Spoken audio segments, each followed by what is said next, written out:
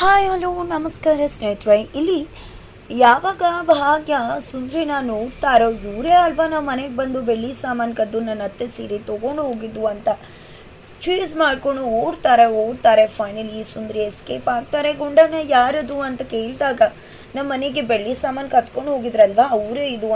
ಮೊದಲು ಅದನ್ನು ವೀಣಾ ಮೇಡಮ್ಗೆ ಹೇಳಬೇಕು, ಈ ಥರ ಕಳ್ಳಿ ಬಂದಿದ್ದಾಳೆ ಅಂತ ಅಂದಾಗ, ಅಮ್ಮ ನೀನು ಹೋಗಿ ಹೇಳು, ಆಕೆನ ನಾನು ಹಿಡ್ದಾಕ್ತೀನಿ ಅಂತ ಗುಂಡಣ್ಣ ಹೇಳ್ತಾನೆ.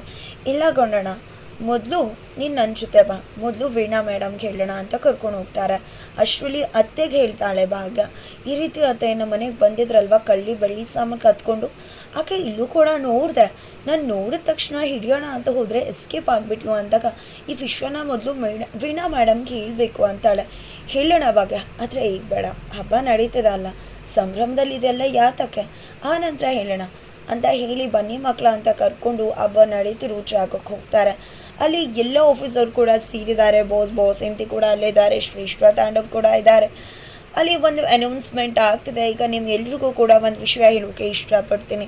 ಹ್ಯಾಪಿ ಲೋಹರಿ ಹೇಳ್ತಾ ಈ ಲೋಹರಿ ಹಬ್ಬದ ವಿಶ್ವತೆ ಗಾಳಿಪಟ ಆಡಿಸೋದು, ಗಾಳಿಪಟ ಸ್ಪರ್ಧೆಯನ್ನು ಮಾಡಲಾಗುತ್ತೆ. ಹಾಗಾಗಿ ಇಲ್ಲೂ ಕೂಡ ಗಾಳಿಪಟ ಸ್ಪರ್ಧೆಯನ್ನು ಏರ್ಪಡಿಸ್ತಾ ಇದ್ದಾವೆ. ಆದರೆ ಅದರಲ್ಲಿ ಒಂದು ಟ್ವಿಸ್ಟ್ ಅಂದರೆ ಕಪಲ್ಸ್ ಗಾಳಿಪಟ ಆರಿಸ್ಬೇಕು.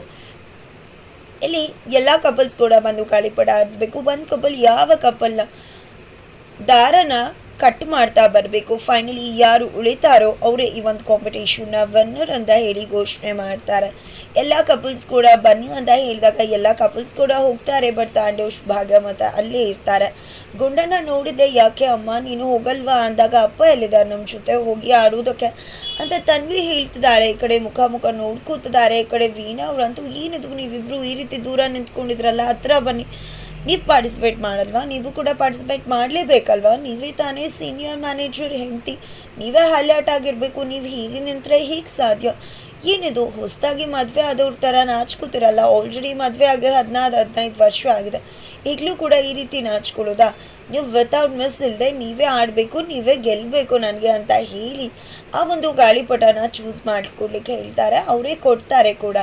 ಈ ಕಡೆ ತಾಂಡವಂತೂ ಅಲ್ಲೇ ಏನು ಇಲ್ಲೂ ಕೂಡ ಬಂದ್ಬಿಟ್ಯಾ, ಎಲ್ಲ ಕಡೆ ಆವರಿಸ್ಕೊಂಡು ನನ್ನ ಆಚೆ ಬಿದ್ದಾಯಿತು. ಒಂದು ಆಫೀಸರ್ ಫ್ರೀ ಇತ್ತು, ಅದನ್ನು ಕೂಡ ಆವರಿಸ್ಕೊಂಡು ಬಿಟ್ಟ ಅಲ್ವಾ, ನಿನ್ನ ಜೊತೆ ಇದ್ದರೆ ಯಾವಾಗಲೂ ಕೂಡ ಸೋಲ್ಬಿಟ್ರೆ ಇನ್ನೇನು ಸಿಗುತ್ತೆ ಅಂತ ಹೇಳ್ತಿದ್ದಾನೆ. ಅದರಿಂದ ಭಾಗ್ಯ ಮನಸ್ಸಿಗೆ ತುಂಬಾ ಹರ್ಟ್ ಆಗ್ತದೆ. ಇದನ್ನು ಗಮನಿಸಿದಂಥ ಕುಸುಮರು ಒಂದು ತೀರ್ಮಾನಕ್ಕೆ ಬರ್ತಾರೆ. ಅದೇ ವಿಶ್ವನ ಪ್ರಸ್ತಾಪ ಮಾಡಬೇಕು ಅಂತ ವೀಣಾ ಅವ್ರ ಹತ್ರಕ್ಕೆ ಹೋಗ್ತಾರೆ. ವೀಣಾ ಮೇಡಮ್, ನಿಮ್ಮ ಹತ್ರ ಒಂದು ರಿಕ್ವೆಸ್ಟ್ ಅಂತಾರೆ. ಏನದು ಅಂದಾಗ, ಸ್ವಲ್ಪ ನನಗೂ ಕೂಡ ಗಾಳಿಪಟ ಕೊಡ್ತೀರಾ ಅಂದಾಗ, ಯಾಕೆ ನೀವು ಕೂಡ ಗಾಳಿಪಟ ಆರಿಸ್ಬೇಕು ಅಂತ ಆಸೆ ಆಗ್ತಿದೆಯಾ ಅಂದಾಗ, ಸಿಕ್ಕರೆ ಅವಕಾಶ ಆರಿಸಬಹುದಲ್ವಾ ಅಂತ ಹೇಳ್ತಾರೆ. ಒಂದು ಸಣ್ಣ ಬದಲಾವಣೆ ಮಾಡ್ಕೊಳ್ಳೋಕ್ಕಾಗತ್ತಾ, ನೀವು ಕಪಲ್ಸ್ ಗಾಳಿಪಟ ಅಂತ ಹೇಳಿದ್ರಿ, ಅದ್ರ ಬದಲು ಹುಡುಗರೇ ಸಪ್ರೇಟು ಅಂತ ಗಾಳಿಪಟ ಆರಿಸ್ಬಹುದಲ್ವಾ ಅಂದಾಗ, ಕಪಲ್ಸೇ ತುಂಬ ಚೆನ್ನಾಗಿದೆ ಅಲ್ವಾ, ಅದೇ ಚೆನ್ನಾಗಿರತ್ತೆ ಅಂತ ಹೇಳ್ತಾರೆ ವೀಣಾ ಮೇಡಮ್. ಅದು ಹಾಗಲ್ಲ, ಗಂಡ ಹೆಂಡತಿಯ ಗಾಳಿಪಟ ಆಡಿಸಿದ್ರೆ ಎಲ್ಲ ಕ್ರೆಡಿಟ್ ಕೂಡ ಗಂಡಸೇ ತಗೋತಾನೆ. ಪ್ರತಿ ಬಾರಿ ಕೂಡ ಹೆಣ್ಮಕ್ಳು ಶ್ರಮ ಅಲ್ಲಿ ಇದ್ರೂ ಕೂಡ, ಅವಳೇ ಅಲ್ಲಿ ಗೆಲ್ಸಿದ್ರು ಕೂಡ ಆ ಶ್ರಮ ಹೋಗೋದು ಗಂಡ್ಮಕ್ಳೇ. ಅದಕ್ಕಾಗಿ ಪಾಪ ನಮ್ಮ ಹೆಣ್ಮಕ್ಳು ಎಷ್ಟೇ ಕಷ್ಟಪಟ್ಟರು ಕೂಡ ಅದರಲ್ಲಿ ಬೆಲೆ ಸಿಗೋದೇ ಇಲ್ಲ. ಈ ರೀತಿ ಮಾಡೋದ್ರಿಂದ ಸಪ್ರೇಟಾಗಿ ಕಾಂಪಿಟೇಷನಲ್ಲಿ ಭಾಗವಹಿಸೋದ್ರಿಂದ ಅವರ ಸಾಮರ್ಥ್ಯ ಏನು ಅಂತ ಗೊತ್ತಾಗುತ್ತೆ. ಅವರ ಸಾಮರ್ಥ್ಯದ ಮೇಲೆ ಅವರೇ ಗೆಲ್ಲುವುದರಿಂದ ಅಲ್ಲಿ ಅವರೇ ಗೆಲುವು, ಅವರ ಕ್ರೆಡಿಟ್ ಅವ್ರಿಗೆ ಸಿಗುತ್ತೆ ಅನ್ನೋದು ನನ್ನ ಉದ್ದೇಶ ಅಂದಾಗ, ಹಾಂ ನೀವು ಹೇಳೋದು ಯಾಕೋ ಸರಿ ಅನಿಸ್ತದೆ, ನಿಜ, ಯಾವಾಗಲೂ ಕೂಡ ಕಪಲ್ಸ್ನೇ ಮಾಡುವುದು ಬೇಡ, ನೀವು ಹೇಳಿದಾಗೆ ಡಿಫ್ರೆಂಟಾಗಿ ಈ ರೀತಿ ಮಾಡೋಣ ಅಂತ ಹೇಳ್ತಾರೆ. ನಂತರ ಅವ್ರಿಗೊಂದು ಫೋನ್ ಬರುತ್ತೆ. ನಂತರ ಈ ಕಡೆ ಕುಸುಮ ಆಟೋದಲ್ಲಿ ಬರಬೇಕಿದ್ರೆ ಅವ್ರಿಗೆ ಭಾಗ್ಯ ಕಣ್ಣೀರು ಒಡಿಸಿ, ಅತ್ತೆ ನೀವು ಈ ರೀತಿ ಅಳಬಾರ್ದು, ನೀವು ಯಾವತ್ತೂ ಖುಷಿಯಾಗಿರಬೇಕು, ನನಗೆ ಅದೇ ಇಷ್ಟ ಅಂತ ಹೇಳಿರ್ತಾಳೆ. ಅದನ್ನು ನೆನಪು ಮಾಡ್ಕೋತಾರೆ ಒಂದು ಕ್ಷಣ ಕುಸುಮ ಅವರು. ನಂತರ ನೋಡು ಭಾಗ್ಯ, ನನ್ನ ಮಗನಿಗೆ ನಾನು ತೋರಿಸ್ಲೇಬೇಕು, ಹೆಂಡತಿ ಅನ್ನೋದು ಕೇವಲ ಸೋಲಲ್ಲ, ಗೆಲುವು, ಧೈರ್ಯ, ಸ್ಥೈರ್ಯ, ಗಂಡನ ಯಶಸ್ಸು ಅನ್ನೋದನ್ನು ಅರ್ಥ ಮಾಡಿಸ್ಲೇಬೇಕು, ಅರ್ಥ ಮಾಡಿಸ್ತೀನಿ ಅಂತ ಹೇಳ್ತಾರೆ. ನಂತರ ವೀಣಾ ಮತ್ತು ಕುಸುಮ ಇಬ್ಬರು ಕೂಡ ಬರ್ತಾರೆ. ವೀಣೂರ್ ಫೋನ್ ಮೈಕ್ ತೊಗೊಂಡಿದ್ದೆ ಮತ್ತೆ ಮಾತಾಡ್ತಿದ್ದೀನಿ ಅಂತ ಬೇಜಾರು ಮಾಡ್ಕೋಬೇಡಿ, ಒಂದು ಸ್ಮಾಲ್ ಚೇಂಜಸ್ ಇದೆ. ಈ ಬಾರಿ ಡಿಫ್ರೆಂಟಾಗಿ ಹುಡುಗಿಯರು ಸಪ್ರೇಟು ಅಂತ ಗಾಳಿಪಟ ಆಡಿಸ್ಬೇಕು ಅಂತ ಅಂದ್ಕೊಂಡಿದ್ದೀವಿ. ಅಂಥದಾಗ ತಾಂಡವ್ಗೆ ಫುಲ್ ಖುಷಿ ಆಗ್ಬಿಡುತ್ತೆ. ತಕ್ಷಣ ಗಾಳಿಪಟ ಬಿಟ್ಬಿಡ್ತಾನೆ. ಆ ಕಡೆ ಶ್ರೇಷ್ಠಾಗಂತೂ ಫುಲ್ ಖುಷಿಯಾಗಿದೆ. ಬಿಕಾಸ್ ಆಗ್ತಾನೆ ಅಂದ್ಕೊಂಡಿದ್ಲು, ಏನಿದು ನನ್ನ ಜೊತೆ ಎಂಗೇಜ್ಮೆಂಟ್ ಆಗಿ ಭಾಗ್ಯ ಜೊತೆ ನಿಂತ್ಕೊಂಡಿದ್ದಾನೆ ಅಂತ ಅನ್ಕೋತಿದ್ದಾಳೆ.